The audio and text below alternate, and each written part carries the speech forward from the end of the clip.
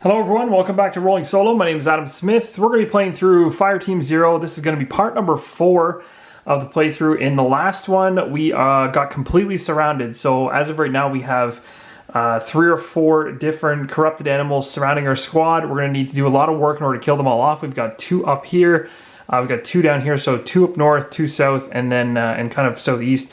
And then 1 over here to the northeast, and then 1 way over here to the northeast. So we're going to have to do some work because it's very risky. We could potentially end up actually having a couple guys end up dying this round, or at least not dying, but being knocked down. So we're going to have to do our best to try to avoid that.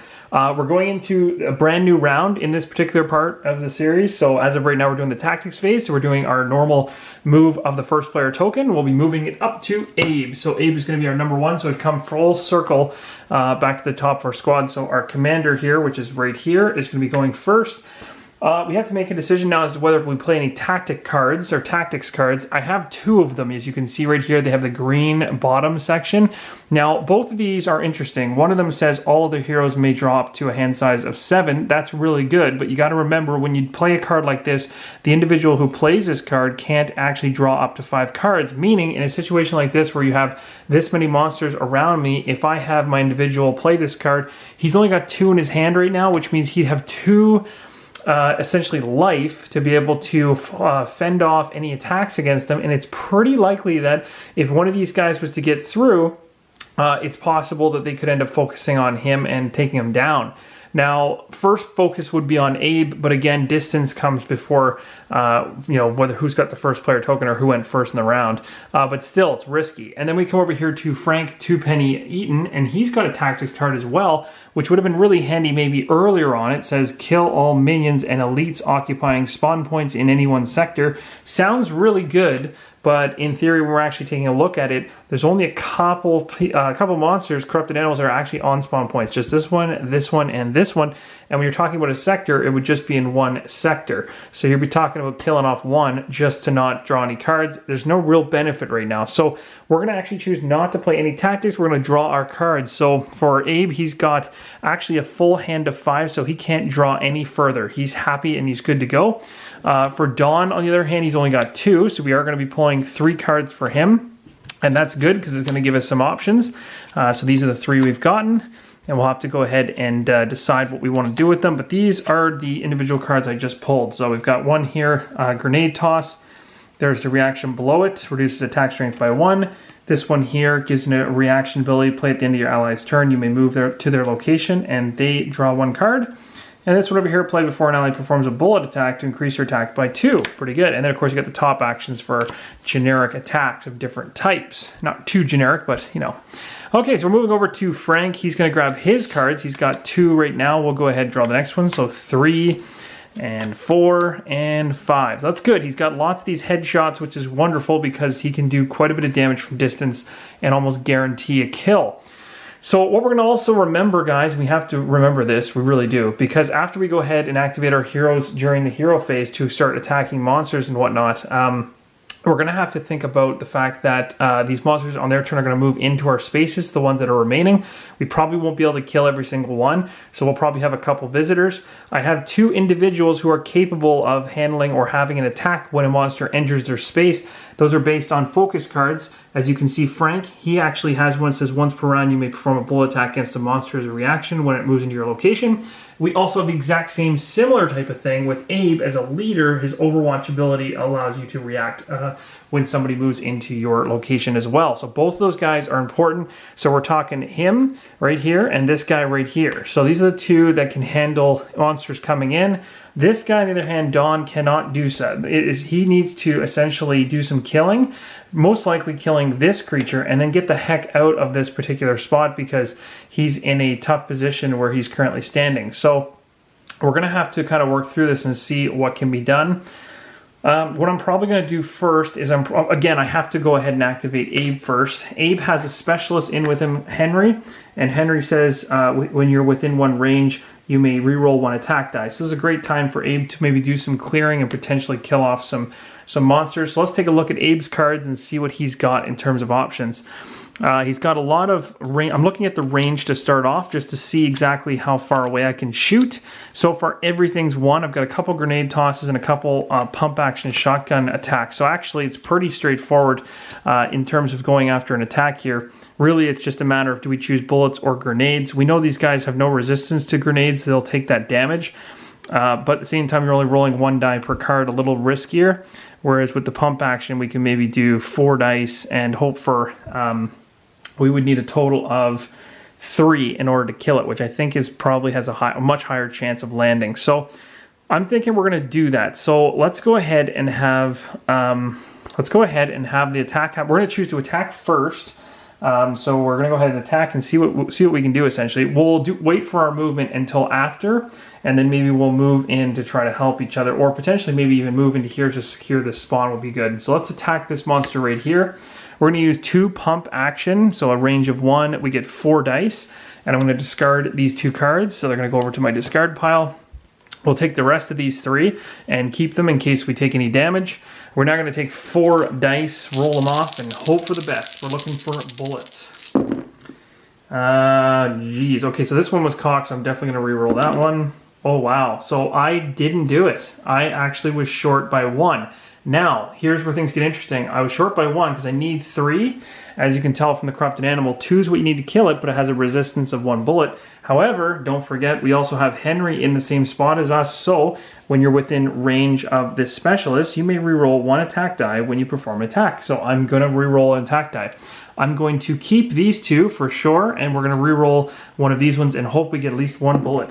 And we do. We did it. So with that reroll, thankfully, we were able to use the shotgun. So we blasted this guy away with a pump action shotgun shot. So he is off the map. And now we can go ahead and do our movement, where I'm definitely going to have him move into this location. I want to be here. Now, you might wonder why I want to be so central. That's also a risky business too, because I'm actually kind of thinking about this as well. Technically, when the monsters activate, if I was to move there, and because because Abe went first, I'm probably going to be drawing the attention of both of these monsters. I will have a chance with Abe to make an attack against one before it attacks me. It doesn't guarantee I'm going to be able to kill it. So that's a lot to handle. That's kind of the only downside of this situation. But we also have to remember... Ooh, actually, I want to make sure I didn't miss something on the acquire specimens here. So it says if a monster is killed in Henry's location by an attack inflicted... Okay, so you know what? We kind of want to draw them in a little bit. Because in order for us to acquire our specimens, we kind of want these monsters to get into the same spot where Henry is. So we can make an attack and hopefully not exceed the damage and get a specimen. So let's stay there and see how things go. So his turn is now done. So now we can move on to Don's turn, who's next. We'll grab Don's cards, and Don's he's got the grenades. Now this is where things get interesting. He can't be throwing grenades in the same spot that he currently stands. That's not good. It's going to hurt him as well. So he doesn't really want to do that. So he's going to probably want to do some melee attacks in order to guarantee more of a kill here. Now, if I take a look at what you need, there is a resistance. There's 1 resistance for the corrupted animal for melee. So I'm probably going to be doing, to make sure that I don't screw this up, because I can't afford to mess up, I'm going to probably use this, which seems like complete and utter overkill, but I'm going to go ahead with these 2, which is going to give me 6 dice, which again sounds like a crazy amount of dice, but... Oh, actually, you know what? I'm going to save one of those and go with the 2. Because when we get a reaction later, when one of them comes in... or wait, Don doesn't get a reaction. Never mind. No, let's just guarantee that we kill it. So we're going to actually spend, like I said, those 2 concussive device cards. So both of those are going to be discarded. We'll take the 3 that we have left over, put those back in our pile. We get to roll 6 dice, which is a crazy amount. But at the same time, we're looking for melee hits, which is, I think, a little bit more rare. So... let's see if we can land this. 1, 2, 3, 4, 5, 6. So yeah, crazy overkill there. This individual is definitely dead. We've already searched this token, so even though I killed it and I'm here, essentially I could go ahead and move at this point. I do get a free move action, so I could even move to here and search. That's kind of the risk here, is that do I move? I could move here actually. It would draw the attention of... one of the monsters. Ugh, this is where things get interesting. It's like, where do you really want to be? I do kind of want to see this, but there is that risk that if I was to search this token, which is a free action, I've already used my first action to kill the monster in the square, but I can still move here for a move of 2, and then I could potentially do a free search action thanks to my specialist Patrick, and then hope that I land one of the objectives that I need. The downside being I'll definitely draw this individual's attention, whereas if I stay where I am, this individual would be going 1, 2, and it would be focusing here instead of here because this player went first. So the second I move into this space, this monster is going to be coming after me. So that's kind of the debate. Is it worth it? I don't know. That's the tough decision. I do have 3 cards that I can handle up to 3 damage. It's a risk. It's a huge risk. And then, of course, we don't know what's in here. It could be really bad. I'm going to do it, though, I think. I think I'm going to risk it. I really hope this pays off. Okay, so, do I risk it? I don't know. Yeah, let's do it. So we're going to risk it. We're going to jump into this space here, and we're going to search this token. All right, so we're doing a free search action on 11. We're going to pull the recon card and see what we get. An unwanted gift. You find a small box tied shut with brightly colored ribbon. It's warm and feels heavy for its size. As soon as you untie the ribbon, the lid bursts open and a geyser of blood erupts, drenching you. Advance the threat track 1 space. That's terrible. So we're going to tick this thing up 1 space so it's even quicker, drawing closer to the second twist. That was not a good thing. At least, I guess, we know that that's not going to be, well, we got to continue searching for more recon points, I guess. So that's essentially the end of this guy's turn. I'm totally done there. So now we're going to move over to Frank. And now Frank is going to be sitting right here. And Frank's got he's got a marksman ability. So this is where things get interesting. He would be better off potentially... Now, Frank has the ability to, like I said, make a reaction to go ahead and make a bullet attack against a monster. So if that was the case, I could actually have this, I could actually have Frank go over here, try to cover Dawn, and basically make attacks on this particular monster right here. And then when this monster activates and comes into his spot, I would be able to make a reaction attack against it. Let's see if that actually makes sense. Let's take a look at his cards and see, do I have anything with a decent range? Oh, I do have 1 that has 2 range. But I'm only rolling 1 grenade die. That's really risky, and I could totally miss. That's where things get really, really dicey, is like, can I actually pull that off? So let's see if I can... let's see here. We got... this is really tough, because with 1 grenade attack there, we've got all of these bullet attacks. They're all range 1. Now, technically, I can go 1 to... Actually, you know what? I can go 1 to here. I didn't even realize that. You can go across diagonally, so I can move first into this, and then I'm covered. I'm into covered protection, which is great from ranged attacks. And from here, I can use a regular shot. So I could go... Let's do like let's guarantee a kill. I got 2 tactic cards here, which I probably don't want to spend just yet, but I do have like hydrostatic shock, and I also have direct hit. I could put those together and it'd just be crazy overkill. Maybe I'll do that. I'm gonna do direct hit. I'm just gonna play direct hit, I think. I think that's all I need, because really, in order to kill this thing with bullets, I just need 3. And I think 4 is going to be overkill. At least I hope it is. Oh, I don't know. Last time when I rolled these dice, it didn't really pan out so good. So let's guarantee it. Let's go with 7 dice, which is crazy, crazy. This is where the tough decisions come in, is like, you know, that to me is kind of a waste of dice or of cards and stuff like that. But at the same time, I can't risk not killing it, so I have to. So 1, 2, 3, 4, 5, 6, 7. 7's a crazy amount of dice, especially, and they're big dice, so they're almost hard to roll when you got this many. So let's see if I can crinkle them up, and what do we get? Yeah, major overkill. Okay, so this guy is blown away off the board. That's good news, though, because now I've really cleared up this area. We've got 1 here, we've got 1 here, and we're relatively safe. So I've already done my movement, and from here, actually, because I'm within 1 of Patrick, I believe it was. No, sorry, Henry. I could have re-rolled an attack die if I'd have failed anyway, so maybe I didn't really need to go all that crazy. Maybe that was a mistake on my part, but whatever. It is what it is. I'd rather be safe than sorry. So we've got only 2 monsters in our vicinity now, so we should be a little bit safer, I hope.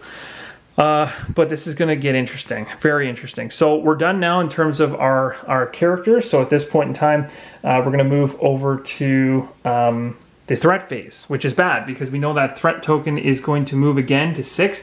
So you can see we're almost at the second twist. We're going to have to draw a second twist in the next one. That's going to be nasty. And then going into the activation of the monsters. So this is going to be real fun.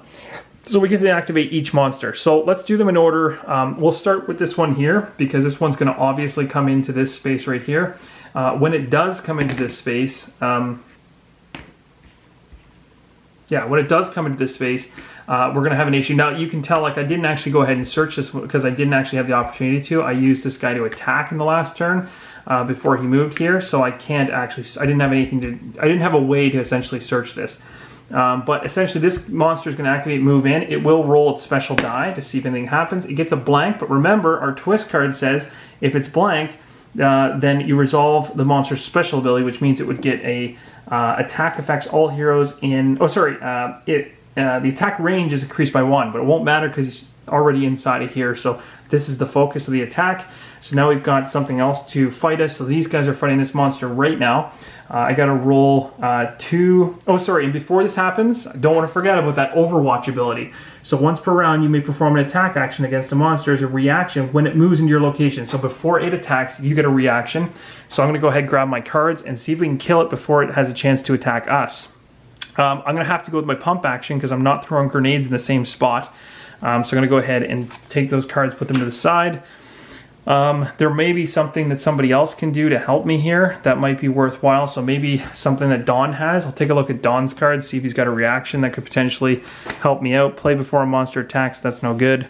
Play before an ally performs a bullet attack to increase their attack strength by 2. Ooh, I like that. Let's do that. So he's going to play a reaction. Thank you very much, Don, in order to help us out here. And we are going to go ahead and make an attack. So we're going to be rolling 2 dice. We've got the advantage of this reaction card that Don helped us out with, which gives us an attack strength of 2 to start with. So we only really need to roll 1 bullet when we're rolling these 2 dice. And of course, we're in the area where we can use the special ability of Henry to be able to re-roll. And if we don't overkill it, we'll actually get a specimen out of this. So here's hoping. Come on. Perfect. 2. So 2 plus the 2 that we got here. So it says a bullet attack to increase their strength by 2. Is it a... Play before an ally performs a bullet attack to increase their attack strength by 2. Their attack strength. I think that would mean that you'd roll 2 extra dice if I'm not mistaken. Not that you get guaranteed 2 hits. So that's a little bit funny the way that's worded, because attack strength... Performs a bullet attack to increase their attack strength by 2. Yeah, to me that would give me 2 more die. Like, so I'd be rolling 2 more dice. So we have to roll those 2 dice. I don't think that means that you just get 2 bullets.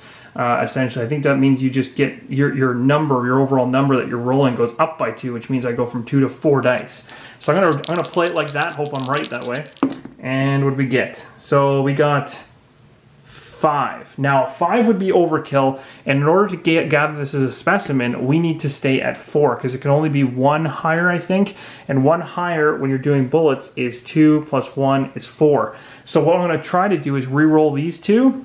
Or this particular die, and hope I'm using the special ability from Henry to allow me to reroll an attack die to hope to get a blank. Oh no, sorry. Yes, a blank. I think.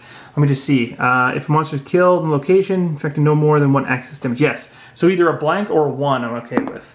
Perfect. So we did it. We got 4, which is within. So we do kill off the monster. That's awesome. At the same time as killing off the monster, we also gain another intel chip here, which I wonderfully don't have ready. Oh, no, I do. It's right here. So perfect. Now we got 2 objectives here. We just need 1 more to complete this whole one. That's great. These 2 cards are obviously discarded. This one was used by Don, so it'll go in his discard. This one was used by... Abe's reaction, so this will go in here, and we'll continue activating our monsters. So now we have this monster right here. So this monster now is going to go 1, 2, 1, 2, or 1, 2, and it's obviously going to go to Abe. And the reason it's going to Abe is because Abe actually was the first player to go, so this is where things can get really ugly for me. Abe right now only has 2 cards worth of damage that he can take. So this is going to get really nasty, and it only says once per round you can do that Overwatch ability. So I can't try to block this damage by shooting first, like I did in the last attempt there. So this could go really, really bad. We'll see what happens. The corrupted animal gets 2 dice looking for bullets, and I'm just going to have to sit here and pray that he does not land more than 2. Oh my goodness, so lucky. Okay, so we are safe. The attack happened. Oh, the one thing I didn't do is roll the green activation die, which would have just allowed him to move more, but he doesn't need it to get to me, so that doesn't matter. And we don't want to forget about this guy way in the back, so we're going to move him up to 2, and he's going to be heading towards whoever's closest, which is obviously this group right here. So he's going to head this direction to here. We'll roll the activation die, and we landed another run, so now to here, even closer. And that's pretty much it. That's it. We wiped out...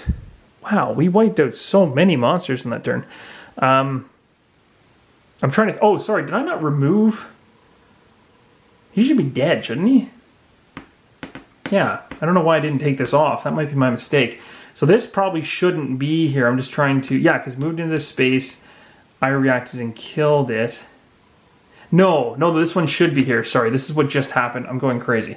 So we've got 2 monsters left on the board, and that's all we have to deal with. But now we have to actually spawn all the monsters back onto the board. Wonderful. And then we can start up the next round. But hey, at least we were able to go through a spawn, even though it didn't give us a recon. We did accomplish 1 acquire specimens objective, so that's awesome. And then, but in terms of killing things off, we wiped the board with them. We did really well. So we'll roll. We landed an 11. Where is the 11? 11's right here. It cannot spawn here because I'm securing this spot by having soldiers here without any monsters, so I had to re-roll. 1, where's awesome? 1 is way over here, so get the heck away from me. 8 is far away as well, not too far away, but we're keeping them all up in that portion, which is really good. I like that. 9, I was going to say 6. 9 is right here. Oh, geez. So they are all coming from this corner now. So this might be where that tactics card I was holding on to, which I hope I still have. I don't know if I do. Do I? Kill all minions and elites occupying spawn points in one sector. This one I'm playing next turn 100% because it's going to kill 1, 2, 3 in that area, which would be incredible. Allow me to go down here and explore this. We'll see how this pans out. 8. Where is 8? 8's up here. Yep, totally worth it. I can kill 1, 2, 3, 4 on the next round. So that'll be absolutely what I'm doing. At least I think that's what I'm going to be doing. So that's pretty much it, guys. That's the end of this particular part of Fireteam Zero. I'm having a blast so far. If we essentially need to get 2 Ferry objectives from this deck, we have 0 of them right now, but we do have 2 of the 3 specimens. So I'd say we're almost halfway. We just need 1 more from either of these, and we're over the halfway mark. And then we can just try to get to the exit and get out of here. All right, guys, thanks for watching. If you saw anything that I missed in the playthrough, let me know in the comments below. And let me know what I should do next. If you think I should go ahead and come up with a different strategy, should I continue to keep my squad kind of close together but broken up so they can handle multiple threats? What do you think about all these monsters up here? Is using the tactics card that I was planning on using here in order to kill all elite and regular minions in spawn points a smart decision? So I can kill here, here, and here. Let me know in the comments. Hope you guys are enjoying it, and I'll see you in the next one. Keep on rolling solo.